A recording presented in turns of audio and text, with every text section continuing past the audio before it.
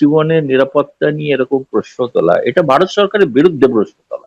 আমন্ত্রণ জানাচ্ছি প্রিয় দর্শক, মানচিত্রের নিয়মিত আয়োজন কথোপকথনে। আজকে আমাদের সঙ্গে যুক্ত রয়েছেন ভারতের প্রখ্যাত সাংবাদিক, দিল্লি প্রেস ক্লাবের সাবেক সভাপতি এবং ফেডারেশন অব প্রেস ক্লাব ইন্ডিয়ার নবনির্বাচিত সভাপতি গৌতম লাহিড়ী। সাংবাদিক গৌতম লাহিড়ী, আপনাকে শুভেচ্ছা জানাচ্ছি। এবং খুব স্বাভাবিকভাবেই বুঝছে। যে প্রসঙ্গে কথা বলতে চাই সেটা হচ্ছে যে অবশ্যই শেখ হাসিনা ইস্যুতে। আমি প্রথমেই একটি প্রশ্ন আপনার কাছে রাখতে চাই, সেটি হচ্ছে যে তিনি ভিডিও কনফারেন্সে কেন আসছেন না? তিনি ইমেইলে বিভিন্ন গণমাধ্যমের সাক্ষাৎকার দিচ্ছেন। তিনি রয়টার্সকে সাক্ষাৎকার দিয়েছেন 1 ঘন্টা ব্যাপী টেলিফোনে। এর আগে সম্ভবত আপনার সাথেও কথা বলেছেন টেলিফোনে। এবং আপনি নিজেও বলছিলেন যে তিনি খুব দ্রুত ভিডিও কনফারেন্সও আসবে, প্রকাশ্যে আসবেন। কেন তিনি এখনো পর্যন্ত প্রকাশ্যে আসছেন না? এই প্রশ্ন এখন বাংলাদেশ থেকে অনেকেই তুলছেন। দেখুন, অনেক বিষয় তো নিশ্চিতভাবে তিনি হয়তো পর্যায়ক্রমে সিদ্ধান্ত নিয়েছেন তার রণনীতি, কিভাবে তিনি বাংলাদেশের রাজনীতি সম্পর্কে তার মত প্রকাশ করবেন। প্রথমে অডিওতে বলছিলেন, প্রথমে ইমেল মারফত তিনি সাক্ষাৎকার দিচ্ছিলেন, তারপরে তিনি অডিওতে দেওয়া শুরু করেছেন। কারণ বহু সাংবাদিক তারা এখন জানতে চাইছেন যে প্রকৃতপক্ষেই শেখ হাসিনা যদি অডিওতে, বিশেষ করে পশ্চিমা সংবাদ মাধ্যমের একটা বড় শর্ত হলো যে তারা কোনো ইমেল ইন্টারভিউ ছাপেন না। তারা যিনি ইন্টারভিউ দিচ্ছেন তার সঙ্গে তারা কথা বলে নিশ্চিত হতে চান, তবেই তারা ছাপতে পারে। যে কারণে একবার ব্লুমবার্গ তার কোনো ইন্টারভিউ ছাপেনি, কিন্তু আমি শুনেছি ব্লুমবার্গও তার ইন্টারভিউ নিয়েছে এবং সেটা অডিওতেই ইন্টারভিউটা হয়েছে। স্বাভাবিক যারা প্রশ্ন করছেন বা যাদের মনের মধ্যে প্রশ্ন, নিশ্চয়ই ভিডিও করার ক্ষেত্রে একটা সমস্যা থাকে যে আজকালকার দিনের ভিডিও ট্র্যাকিং খুব সহজেই করা যায়, লোকেশনটা জানা যায়। হয়তো সেই নিরাপত্তার কারণে তিনি করছেন না, কিন্তু আমি জানি উনি বলেছেন যে ক্রমশই ধীরে ধীরে তিনি প্রকাশ্যে আসবেন এবং প্রকাশ্যে ভিডিও মারফত ইন্টারভিউ দিতে পারেন। আমি বলছি না সেটা কবে দেবেন। আমার মনে হয় তিনি যখন ঘোষণা করছেন যে তিনি বাংলাদেশে ফিরবেন, হয়তো তার আগেই সেই ধরনের কোনো সিদ্ধান্ত নেবেন এবং তিনি হয়তো ঘোষণা করবেন। এই প্রসঙ্গেই বলে রাখা ভালো যে আমি শুনলাম যে আপনাদের ওখানকার কিছু সিনিয়র সাংবাদিক তারা প্রশ্ন করেছেন শেখ হাসিনা কি আদৌ জীবিত আছেন কিনা। এবং এই সিনিয়র সাংবাদিকদের কাছে হাস্যকর প্রশ্ন। তার কারণ হচ্ছে যে ভারত সরকারের তিনি অতিথি হিসেবে রয়েছেন, এটা তার নিরাপত্তা, তার জীবনের নিরাপত্তা, তার শারীরিক সুস্থতা সবটাই দেখভাল করছেন ভারত সরকার। আমার মনে হয় তারা এই প্রশ্নগুলো ঢাকায় যে হাই কমিশন আছে সেখানে প্রশ্ন করলেই জবাব পেয়ে যাবে, এতদূর দিল্লি পর্যন্ত আসার প্রয়োজন নেই। এবং ওখানে বাংলা ভাষায় কথা বলতে পারেন হাই কমিশনার আছেন, তিনি জবাব দিয়ে দেবেন শেখ হাসিনার বর্তমান অবস্থান বা বর্তমান পরিস্থিতি কি। দ্বিতীয়ত, যে রয়টারের যে ইন্টারভিউ, সেই ইন্টারভিউতে এরকম 3 জনের বাইলাইন আছে, কিন্তু একজনের নয়। একজন হয়তো কলকাতা ভিত্তিক সাংবাদিক, আর একজন ঢাকা ভিত্তিক সাংবাদিক, আর একজন লন্ডনের তাদের মূল অফিসের তার একজন, তিনি এডিট করেছেন ইন্টারভিউটা, তারও নাম দেওয়া আছে ইন্টারভিউ নিচে। ফলে এদের 3জনকে তো খুব সহজেই তারা যোগাযোগ করতে পারেন, তাদের কাছেই জেনে নিতে পারেন। মানে এটা অন্য মাধ্যমে প্রশ্ন না করে যিনি ইন্টারভিউ নিয়েছেন তার সঙ্গে বা ঢাকায় একটা রয়টার্স এর অফিস আছে, ফলে সেখানেও তারা জিজ্ঞেস করলে তাদের এই সন্দেহ নিরসন হবে। এখন এটা থেকে বোঝা যায় একটা জিনিস, এই সমস্ত সাংবাদিক শেখ হাসিনা সম্পর্কে খুবই তারা বিব্রত বোধ করছেন। সরকার পক্ষ কিছু বলছেন না, কিন্তু সরকারের হয়ে তারা তাদের সরকারের উদ্বেগ তারা প্রকাশ করছেন, শেখ হাসিনাকে ভয় পাচ্ছেন, সোজা কথা। আপনি যখন প্রসঙ্গটি তুললেন, হ্যাঁ, এরকম অনেকেই বলছেন যে তিনি কি আদৌ বেঁচে আছেন কিনা, তিনি কেন প্রকাশ্যে আসছেন না, কেন তাকে ইমেইলে ইন্টারভিউ দিতে হচ্ছে, কেন টেলিফোনে ইন্টারভিউ দিতে হচ্ছে, টেলিফোনে ইন্টারভিউ গুলো আবার এআই দিয়ে তৈরি করা কিনা, এসব কথা কি কোনো ভিত্তি আছে? প্রথম কথা হচ্ছে আমি নিজে ওনার সঙ্গে কথা বলেছি, হ্যাঁ, এবং আমি বলবো না যে আমি ওনার সঙ্গে সাক্ষাৎ করেছি, কিন্তু আমি জানি উনি সুস্থ সবল এবং প্রতিদিন প্রতিনিয়ত প্রায় আপনি ধরতে পারেন 1 সপ্তাহ অন্তর অন্তর দেশের বিদেশের বিভিন্ন প্রান্তের আওয়ামী লীগের নেতারা তার সঙ্গে দেখা করছেন, এবং সেটা ভারত সরকারের অনুমতি নিয়েই দেখা করছে।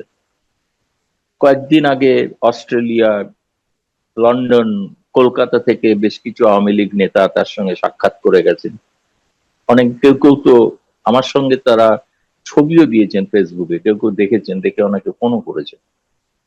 কিন্তু ফলে তারা তো নিশ্চয়ই বাংলাদেশের সাংবাদিক, ফলে তারা সেই সমস্ত নেতৃবৃন্দের সঙ্গেও তো কথা বলে দেখতে পারে। হচ্ছে প্রত্যেক নেতাই এরকম একটা অসত্য কথা বলবেন যে এআই মাধ্যমে করা হয়েছে বা আসলে তিনি জীবিত নন? এটা তো ভারত সরকারের প্রতি বড় ধরনের একটা লাঞ্ছনা। যিনি ভারত সরকারের অতিথি, তাকে তার জীবনের নিরাপত্তা নিয়ে এরকম প্রশ্ন তোলা, এটা ভারত সরকারের বিরুদ্ধে প্রশ্ন তোলা। সেই জন্য বললাম খুব সহজ উত্তর হবে রয়টার্স এর অফিস।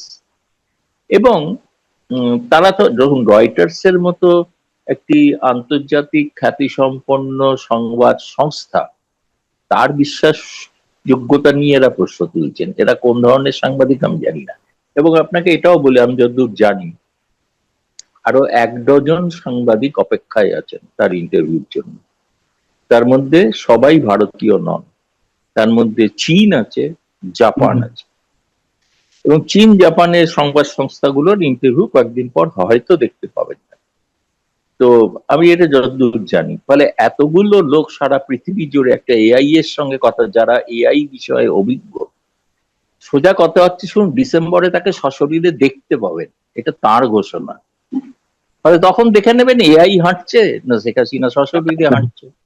সশরীরে তিনি হাঁটবেন বা বাংলাদেশে ফিরবেন, আমি সে বিষয়ে আসবো। তার আগে আরেকটা প্রশ্ন, যে ইন্টারভিউটি এনডিটিভিতে এবং পরবর্তীতে আবার একই বিষয়ে রয়টার্সে এলো, তারপর থেকে এই বিষয়গুলো আবার নতুন করে চালু হয়েছে যে ভারত আসলে তাকে, মানে শেখ হাসিনাকে কোন স্ট্যাটাসে রেখেছে, তার যে যে কঠোর নিরাপত্তা দেওয়া হচ্ছে, এর রিজনটা কি?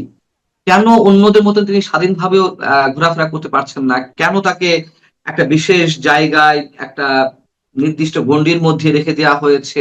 এবং সবচেয়ে বড় কথা হচ্ছে যে কোন স্ট্যাটাস তাকে দেওয়া হচ্ছে, এই বিষয়টা আপনি একটু ক্লারিফাই করবেন? তার স্ট্যাটাস হচ্ছে যে তিনি একটি বিদেশি রাষ্ট্রের সাবেক প্রধানমন্ত্রী, তার জীবনে সংশয় ছিল, সেজন্য তাকে এখানে আশ্রয় দেওয়া হয়েছে। এবং এও বলেছে ভারত সরকার যে তিনি যখন যেদিন যা চাইবেন, যেভাবে তিনি যেখানে যেতে চাইবেন, সেটা যাওয়ার ব্যবস্থা ভারত করে দেবে। তিনি একজন সাবেক প্রধানমন্ত্রী, এই হিসাবে ভারতে আশ্রিতা, সেটাই তার স্ট্যাটাস, সেইভাবেই তাকে রাখা হয়েছে। আপনি বলতে পারেন না যেরকম কেন তাকে বাইরে ঘোরাফেরা করতে দেখা যাচ্ছে না। 2 দিন আগে তো আপনাদের ওখানকার জঙ্গিরা তো হুমকি দিয়েছে তাকে হত্যা করবে। তার জীবনের নিরাপত্তা এই মুহূর্তে যে কোনো প্রধানমন্ত্রীর মতনই তার নিরাপত্তাকে সেভাবেই আঁটোসাঁটো করে রাখা হয়েছে, যাতে সেখানে কোনো অন্য ধরনের অবাঞ্ছিত ঘটনা না ঘটতে পারে। এবং যে কারণে এই নিরাপত্তার কারণে তার দিল্লিতে সম্ভবত 3বার তার আবাসস্থল পরিবর্তন করতে হয়েছে। একই জায়গায় যারা দেখেছেন প্রথমবার এসে, দ্বিতীয়বার এসে তারা অন্য জায়গায় দেখেছেন, তৃতীয়বার তারা অন্য জায়গায় দেখছেন। দিল্লিতেই আছেন কিন্তু এক জায়গায় নেই। ফলে তার নিরাপত্তার কারণে এই ধরনের একটা ব্যবস্থা নেওয়া হয়েছে, যে কারণে তাকে হয়তো আপনারা সশরীরে দেখছেন না, বা সেটা দেখা ক্ষেত্রে অসুবিধা হতে পারে। কিন্তু ভিডিও মারফত হয়তো আমার মনে হচ্ছে যে এক একটি করে ধাপ তিনি এগোচ্ছেন। ফলে এগোনোর সময় আমার মনে হয়েছে এরপরে তিনি নিশ্চয়ই ভিডিওর মাধ্যমে আত্মপ্রকাশ করবেন। তখন আবার প্রশ্ন উঠবে এই ভিডিওটা জেনুইন কিনা, তিনি এটা এআই এর মাধ্যমে ভিডিও কিনা। মানে আমার মনে হয় সেই বিষয়টা প্রশ্ন না তুলে প্রশ্ন তোলা উচিত তিনি যেটা বলছেন সে ব্যাপারে বাংলাদেশ সরকারের মত কি। উনি বলেছেন আমি আসবো, তাহলে বাংলাদেশ সরকার তাকে কিভাবে বাংলাদেশে প্রবেশ করতে দেবেন, সেই বিষয়ে বাংলাদেশ সরকার যদি পরিষ্কার করেন তাহলে সেটা ভালো হয়।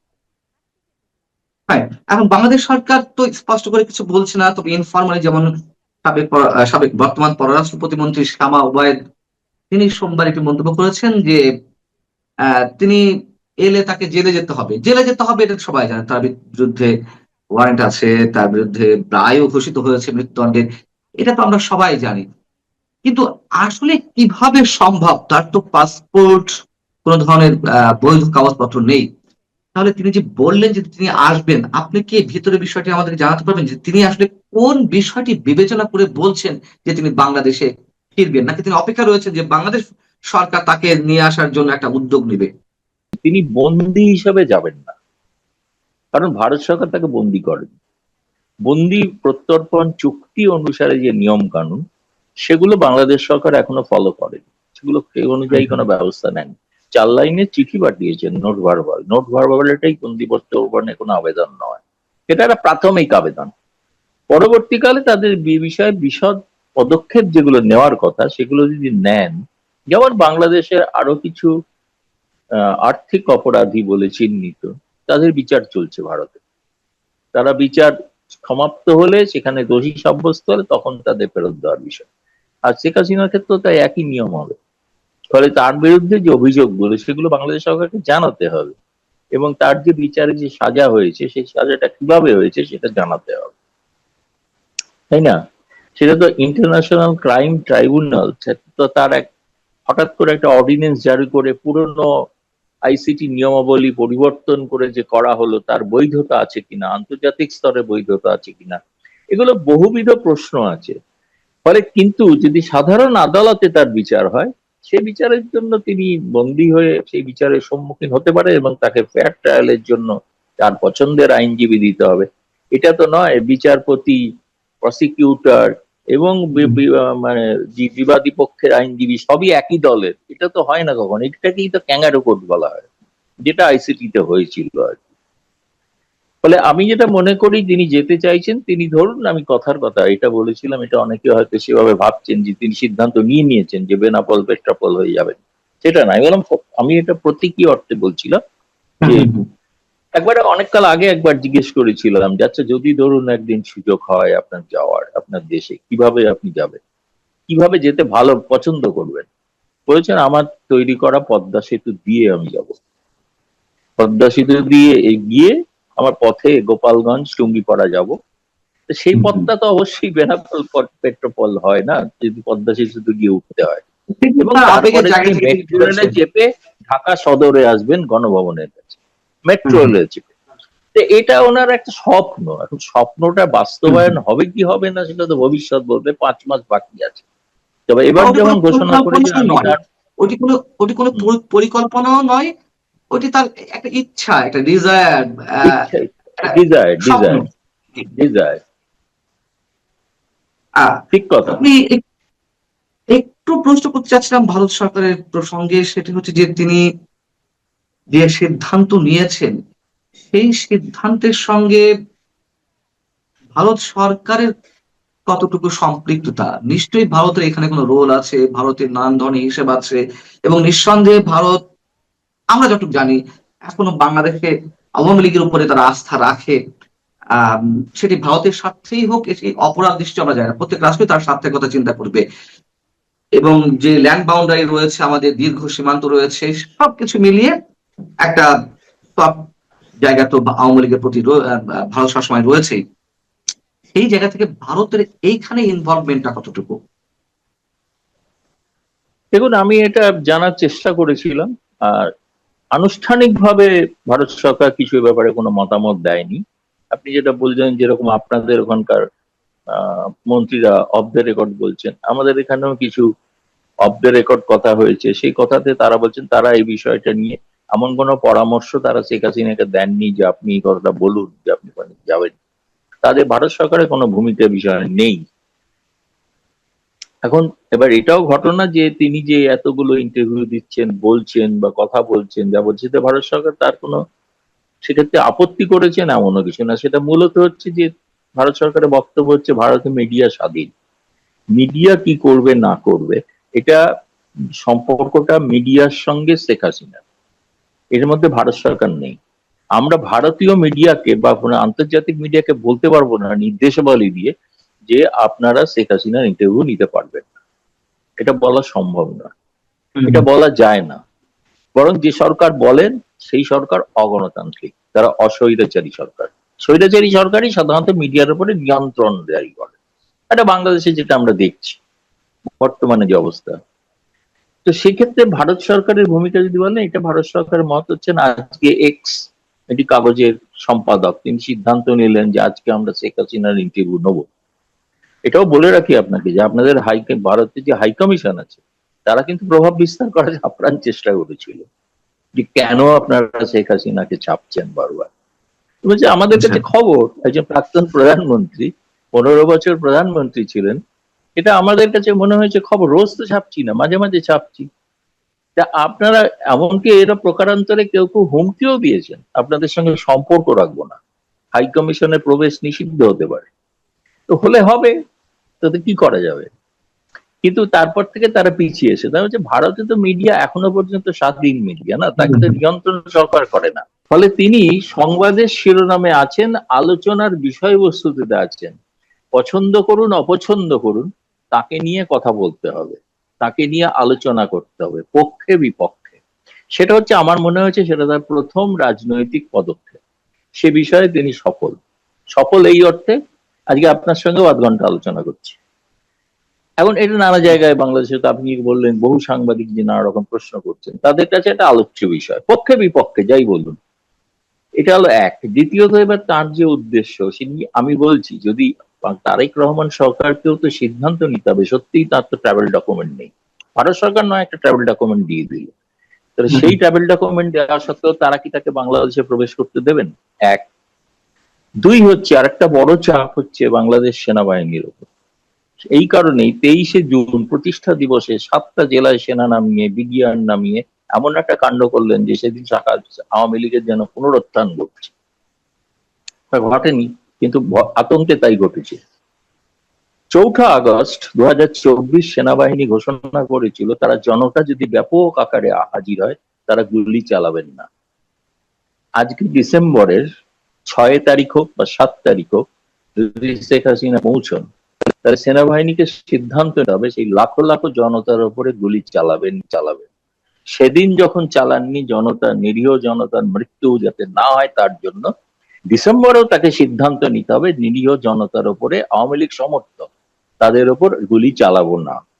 ফলে সেই সিদ্ধান্তটা এখন আর্মির টেবিলে, আর্মিকে ভাবতে হবে, সেনাবাহিনীকে ভাবতে হবে সত্যিই তো তিনি কি এখন এটা স্টান্টবাজি বলে ভেবে থাকতে পারে, শেষ পর্যন্ত হাজির হলে কি করবে, তাই না? ধরুন পেট্রাপোল সীমান্তে হাজির হলেন, রংপুর সীমান্তে হাজির হলেন, কি ওপর বাংলা বান্দায় হাজির হলেন, সেনাবাহিনী কি করবে? তখন তো আপনি জানেন বাংলাদেশে যে ধরনের একটা আবেগ তৈরি হয়েছে, যারা আওয়ামী লীগ পন্থী, যারা মুক্তিযুদ্ধের পক্ষের লোক, আমি তো তাদের প্রত্যেকের মানে নিয়মিত আপনার এখানের সঙ্গে কথা বলতে বলতে গোটা চারে ফোন আসছিল। তারা সকলেই হচ্ছে আমরা রেডি, প্রস্তুত, আমরা যাবো সেদিন, কবে আসছেন খালি দিনটা জানান। এই যে একটা আবেগ তৈরি করতে পেরেছেন তিনি, এটা দ্বিতীয় রাজনৈতিক সাফল্য। সঠিক, আমি রাজনৈতিক ভাবে ব্যাখ্যা করছি বিষয়টা, বুঝলেন? এর বাস্তবিক অর্থটা দেখা যাবে ডিসেম্বরে। 5 মাস সময় আছে। এর মধ্যে একটি প্রথম সারির আপনাদের সংবাদপত্র তারা বিভিন্ন চমৎকার একটি বিশ্লেষণ করেছে। 5 মাস সময়, এর মধ্যে কি ঘটবে, এর মধ্যে দেশে কি ঘটবে, আন্তর্জাতিক স্তরে কি ঘটবে, অনেক কিছু দেখার বিষয় আছে। সেই বিশ্লেষণটা আমি বলবো সেই সমস্ত জ্ঞানী গুণী সাংবাদিকরা যেন একটু পড়ে দেখেন। এটা বাংলাদেশের কাগজ, প্রথম শ্রেণীর কাগজ, তার বিশ্লেষণ। সে বিষয়টা খুব মানে একটা আমি বলবো বাস্তব ভিত্তিক একটা বিশ্লেষণ করেছে। তিনি বলেননি যে হ্যাঁ ফিরছেন, তিনি একথা বলেননি এটা স্টান্টবাজি। এখন তার কাছে মনে হচ্ছে হলে কি করতে পারে, পরিণতি তারেক রহমান সরকারকে সিদ্ধান্ত নিতে হবে, যেটার জন্য শেখ হাসিনা অপেক্ষা করছেন। এটা হচ্ছে 3 নম্বর সাফল্য, যে আমরা শেখ হাসিনাকে এভাবে ঢুকতে দেবো না। তিনি ঢুকতে চাইছেন কিন্তু তা আমরা ঢুকতে দেবো না।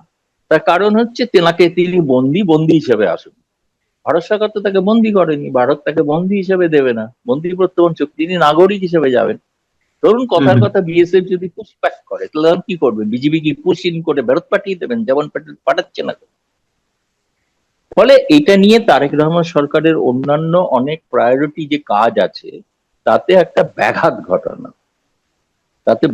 ঘটানো, আপনি খুব খারাপ ভাষায় বলতে পারেন অন্তর্ঘাত করা, এটা চতুর্থ রাজনৈতিক পদক্ষেপ। সাফল্য কিনা বলছি না, চতুর্থ রাজনৈতিক পদক্ষেপ। ফলে আমার কাছে যেটা মনে হচ্ছে যে ইংরেজিতে খুব চমৎকার একটা কথা আছে, সেটা হচ্ছে প্রেগনেন্ট উইথ মেনি পসিবিলিটিস। অনেক সম্ভাবনাময় জীবন, সম্ভাবনায় সময় আসছে।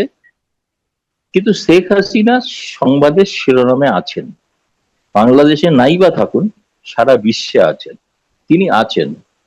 এবং দেখুন, গতকাল আপনি ফলো করেছেন কিনা জানি না, সজীব ওয়াজেদ জয় একটা প্রোগ্রামে এসেছিলেন লাইভ আমেরিকা থেকে, লন্ডনে যেটা অনুষ্ঠিত হয়েছিল। সেখানে তার বক্তব্য আমি শুনলাম, তিনি কিন্তু এই মানে ফেরা না ফেরা ইত্যাদি নিয়ে তিনি কোনো মন্তব্য করেননি। তিনি বলেছেন যে 6 কোটি আওয়ামী লীগ সমর্থক এবং আওয়ামী লীগ ভোটার আছে বাংলাদেশে, তাদেরকে যদি উপেক্ষা করা হয় তাহলে বাংলাদেশ একটা গৃহযুদ্ধের মুখে যাবে। এবং গৃহযুদ্ধ, সিভিল ওয়ার শব্দটা ব্যবহার করেছেন, ইংরেজিতে ভাষণ দিয়েছেন। তো সেই গৃহযুদ্ধের কথা ভেবেই হয়তো শেখ হাসিনা এমন কোন সিদ্ধান্ত নিচ্ছেন, যেটা তারেক রহমান সরকারের পক্ষে।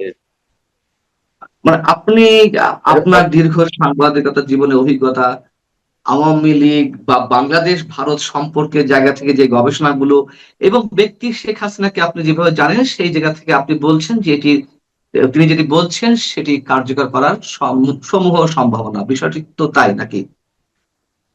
অবশ্যই অবশ্যই, এবং আমি এটা বিশ্বাস করি। প্রথমে আমি ভেবেছিলাম তিনি শুধু তার নেতা কর্মীদের জন্য বলছেন, কিন্তু এটা আমাকেও ইন্টারভিউতে এরকমই বলেছিলেন। কিন্তু এখন তিনি একটা নির্দিষ্ট রাজনৈতিক পদক্ষেপ নিয়ে এগোচ্ছেন বলে আমার মনে হয়। ডিসেম্বরের মধ্যে নিশ্চিতভাবে একটা কিছু ঘটবে এবং তিনি সেখানে যাবেন না। যেটা বলেছেন তিনি, আমার মনে হয় না তিনি, ধরুন তার সব থেকে বেশি মানে দুর্নাম হতে পারে যে সেটা হচ্ছে তিনি ঘোষণা করার পর গেলেন না, হাসিনা ভয় পেয়ে গেছেন। এই প্রচারও তো হবে না। সেই প্রচার তিনি নেবেন কেন? পৃথিবীর সব থেকে বেশি সময়ের থাকা মহিলা প্রধানমন্ত্রী, তাই না? এতবারের প্রধানমন্ত্রী, এবং তিনি একটা কথা বলছেন, সে কথা আমি আলোচনা করতে চাচ্ছি আজকে। আপনি একটা জিনিস নিশ্চয়ই খেয়াল করেছেন যে একদিন আগে আমাদের পার্লামেন্টের একজন মেম্বার, স্বতন্ত্র সংসদ সদস্য অ্যাডভোকেট ব্যারিস্টার রুমিন ফারহানা, উনি একটা কথা বলেছেন। সেটা হলো যে বাংলাদেশে আগামী 100 বছরেও আর কোনো গণ অভ্যুত্থান হওয়ার কোনো সম্ভাবনা নেই। এবং এটা বলেছেন, এটা হতাশার থেকে বলেছেন যে যাদের উপর ভরসা করা হয়েছিল, যারা এটা দাবিদার ছিল, তারা এমন এমন আচরণ করেছেন, এমন এমন কাজ করেছেন যে প্রেক্ষিতে তাদের ডাকে সাধারণ মানুষরা রাস্তায় কখনোই নামবে না, এবং তরুণদের উপর এক ধরনের মানুষের মধ্যে নেতিবাচক একটা ধারণা জন্ম নিয়েছে। এই যে বক্তব্যটা, এটা সঙ্গে আপনি কতটুকু একমত? আপনি এটাকে কিভাবে দেখেন? অভ্যুত্থান তো দেশে বারবার হওয়া উচিত না। এই 54 বছরে কতবার অভ্যুত্থান হয়েছে, কতবার সরকারকে আমরা ফেলেছি। কোন সময় হোম গ্রোন হয়েছে, কোন সময় বিদেশি হস্তক্ষেপ হয়েছে, কোন সময় যে জুলাই হয়েছে, এটা তো হোম গ্রোন না, এটা তো একটা কনস্পিরেটোরিয়াল অভ্যুত্থান, যেখানে আমেরিকান তৎকালীন অ্যাডমিনিস্ট্রেশন অনেক টাকা ফেলেছে। ডিপ স্টেট ওয়াজ ইনভলভ, 2 জায়গায় ডিপ স্টেট ইনভলভ ছিল। তো এটা তো অভ্যুত্থান না, এটা একটা কনস্পিরেসি। একটি সরকারকে ফেলে দেওয়ার জন্য কনস্পিরেসি করা হয়েছে, এবং এই কনস্পিরেসির মধ্যে যারা আর্টিস্ট ছিলেন, ওরা জুলাই যুদ্ধে যারা নিজেকে বলে দে ওয়ার দি আর্টিস্ট, এইটার ইসে যদি এটা হোম গ্রোন হতো, সত্যিকারের অভ্যুত্থান হতো, সত্যিকারের যদি এরা আন্দোলন এর মাধ্যমে যদি ওই সরকারটাকে ফেলতেন, তাহলে এক ডিফারেন্ট সিচুয়েশন হতো।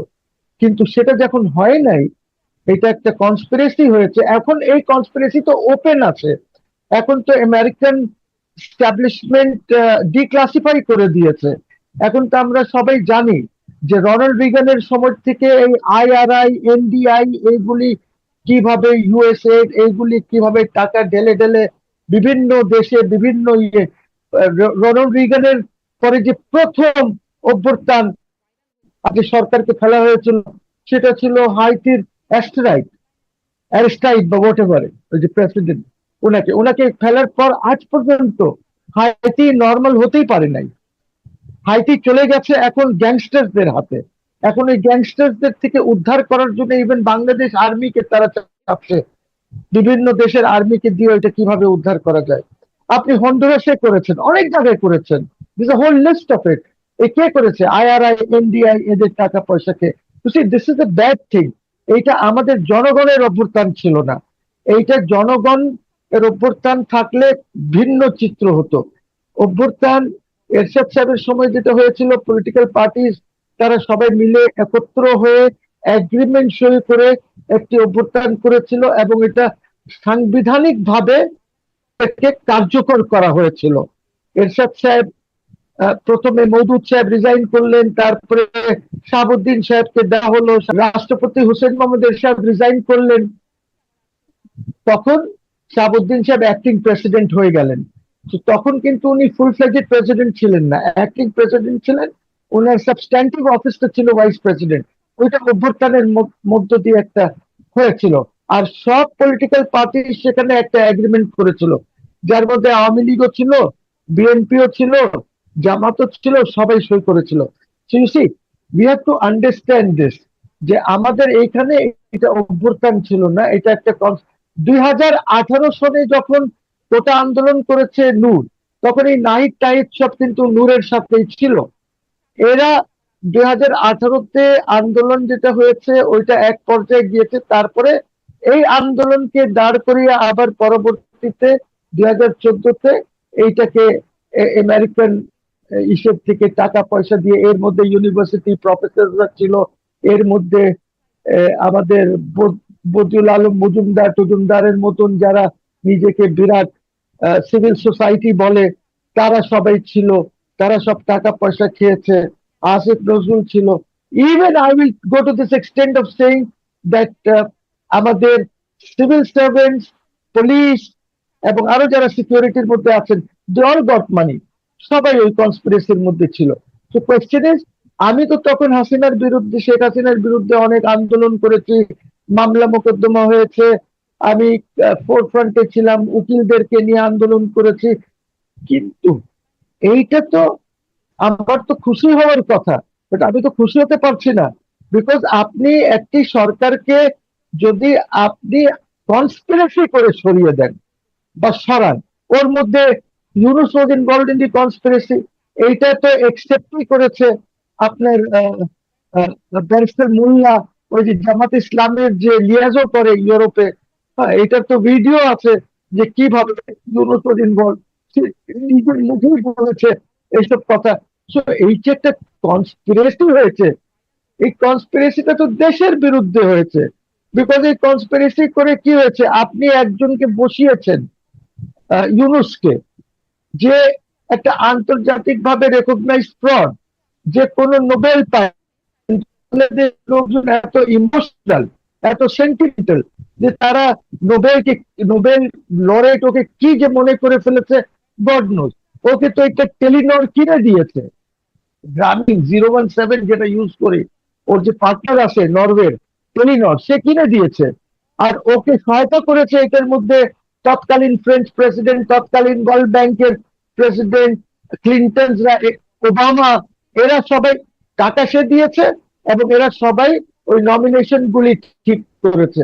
তো এইটা তো it's it's it's a purchase দিয়ে, এটা তো সে পায়নি। আর ইভেন একটু চিন্তা করেন, সে যদি আপনাকে দিতেই হয়, আপনি ওকে ইকোনমিক্সে দেন, যদি আপনার এই যে গ্রামীণ বা এইটা মাইক্রো ক্রেডিটে দিতে হলে ওইটাতে দেন, বাট ওটা তো দিতে পারবে না, বিকজ মাইক্রো ক্রেডিটের তো ফাদার ইজ নট, জন্মদাতা ইজ নট ইউনূস।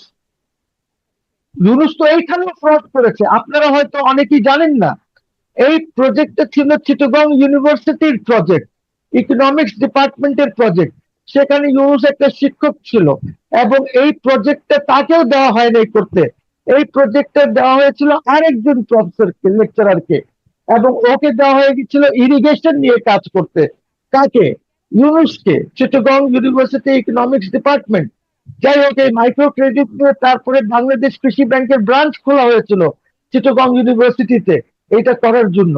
এবং এটা আমি বলছি না, এইগুলি স্ট্যাচুটে লেখা আছে, গ্রামীণ ব্যাংকের যে স্ট্যাচুট আছে অনেক কিছু সেখানে লেখা আছে। আর সে বইয়ের পর বই লিখে যে I am the father of গ্রামীণ ব্যাংক। বুঝছি, আমি বলতে চাচ্ছি, আপনি যে কথাটা বললেন, আপনি যদি যেহেতু বলেন এটা একটা ষড়যন্ত্র, কিন্তু এখানে তো দেশের মানে সর্বস্তরের মানুষ তো একভাবে ইনভলভ হয়েছিল। এবং মানুষ হয়তো এখন বুঝতে পারছে যে তারা প্রতারণার শিকার হয়েছিল, এবং যদি বুঝে থাকে সেই সাধারণ মানুষের এখন যে মানসিক অবস্থা, তারা তো বুঝেছে তারা আস্তে প্রতারিত হয়েছে। এবং এই সময়ে আমরা দেখতে পাচ্ছি শেখ হাসিনা ঘোষণা দিচ্ছেন যে উনি ডিসেম্বরের মধ্যে ফিরবেন। তাহলে এখন সব মিলিয়ে সাধারণ মানুষের মানসিক অবস্থাটা কেমন দাঁড়াচ্ছে?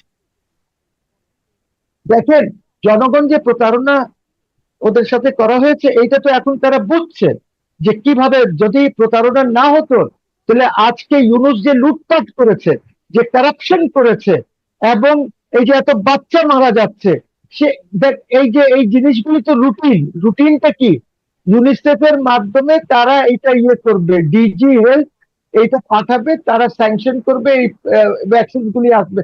আজকে এদের জন্য মারা যাচ্ছে এই বাচ্চারা, কিন্তু উনি বাচ্চারা আজ পর্যন্ত বলে নাই যে আমি দুঃখিত, এটা আমার ভুল হয়েছে, আমাকে এটা খেয়াল করা উচিত ছিল। না, উনি তা বলছেন না। উনি যেটা বলছে, উনি ওই সিএনএন এর যে মালিক কিং মারা গেল, যে এটাকে প্রমোট করেছিল CNN as a news channel, ওর জন্য উনি এক পাতা লিখে দিয়েছে, বিরাট একটা এসে লিখেছে তার জন্য। আমরা তো প্রতারিত হয়েছি, এটা কোনো সন্দেহ নাই। এখন যে শেখ হাসিনা যে কথাটি বলছেন উনি ডিসেম্বরে ফিরবেন, উনি কিন্তু আপনারা জানেন, সবাই জানে যে উনি চিন্তা ভাবনা করে এই কথাটি বলেছেন যে ডিসেম্বরে ওনাকে ফিরতে হবেই দেশে। উনি এই দেশের নাগরিক, উনি এই দেশে ফিরবেন, ওনার এই দেশে মাটি হবে যদি উনি মারা যান বা ওনাকে যদি ঝুলিয়ে দেয়। কিন্তু আমার কথা হচ্ছে এখানে যে শেখ হাসিনা তো পলাতক না। শেখ হাসিনাকে তো আপনারা প্লেনে, হেলিপ্যাড থেকে গণভবন থেকে আপনি তেজগাঁতে C-130 তুলে, ইনক্লুডিং হার সিকিউরিটি, এসএসএফ এর কিছু লোকজন ওটার সাথে গেছে, কিছুক্ষণের জন্য ট্রান্সপন্ডার বন্ধ করেছে ওই এয়ারক্রাফট, ইন্ডিয়াতে যাওয়ার পর ট্রান্সপন্ডার অন করেছে, এবং ইন্ডিয়ান এয়ারফোর্সের বিমান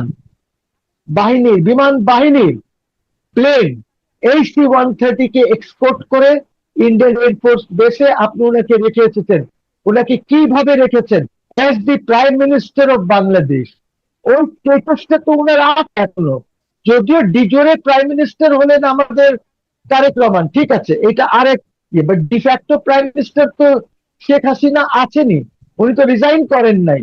মতিউর রহমান বলে যে ওনার ভ্যানিটি ব্যাগে রেজিগনেশন লেটার ছিল। মতিউর রহমান কি এই ভ্যানিটি ব্যাগ খুলে দেখেছে? মানে এইসব গল্প থেকে করে আমি বুঝি না। You see, you have to understand that উনি ওইখানে, ওনার ইন্ডিয়াতে স্টেটাস কি? Prime minister of Bangladesh. উনার স্টেটাস তো ইজ নট রেফিউজি, উনার স্টেটাস তো এসাইলাম না।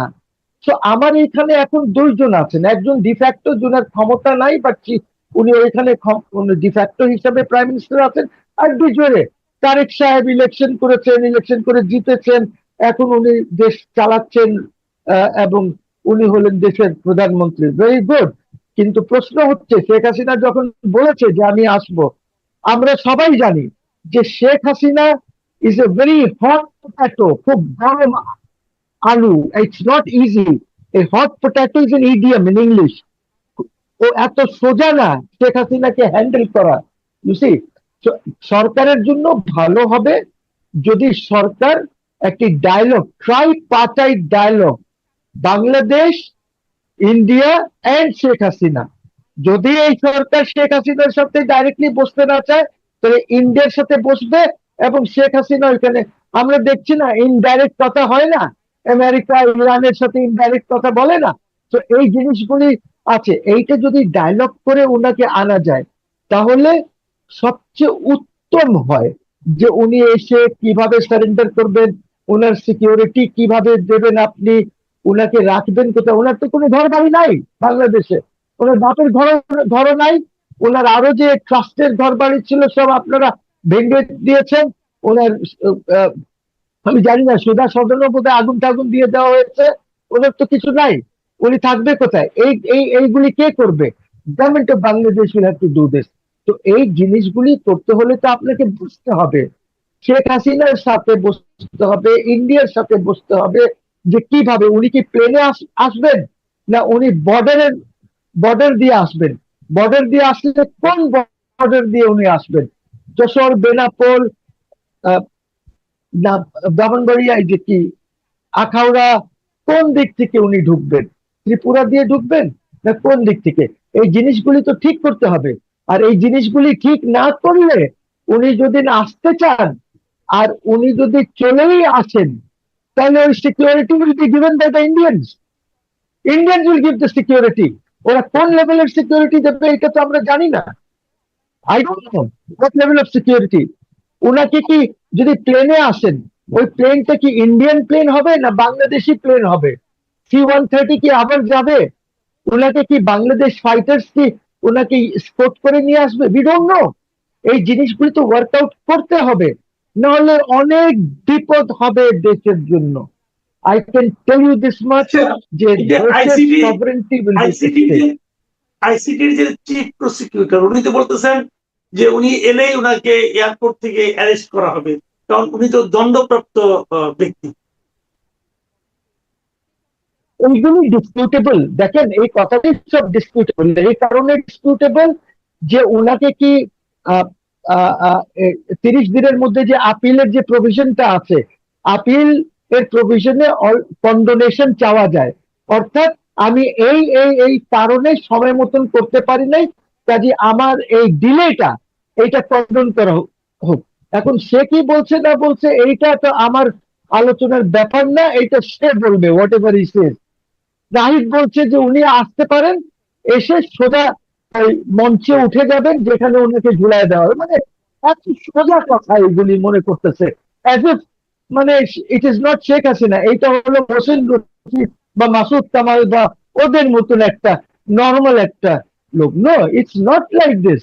আপনাকে বুঝতে হবে, সে এখনো প্রাইম মিনিস্টার ডিফ্যাক্টো। উনি অনেক ধরনের কাজ করতে পারেন, অনেক ধরনের কলস দিতে পারেন উনি এইখানে। এখন তো উনি অডিও দিয়েছেন, এরপরে হয়তো আপনারা দেখবেন যে উনি ভিডিও সাক্ষাৎকার দেওয়া শুরু করেছেন। উনি কি একা আসবেন, না ওনার সাথে আন্তর্জাতিক আহ, অনেক সংস্থা লাইক হিউম্যান রাইটস ওয়াচ, আপনার এমনেস্টি ইন্টারন্যাশনাল বা আরো যে সংস্থাগুলি আছে, ওরা, UN এর লোকজন, বিদেশি যারা রিপোর্টার্স, তারা তো ওনার সাথে আসবেন। এগুলি কিভাবে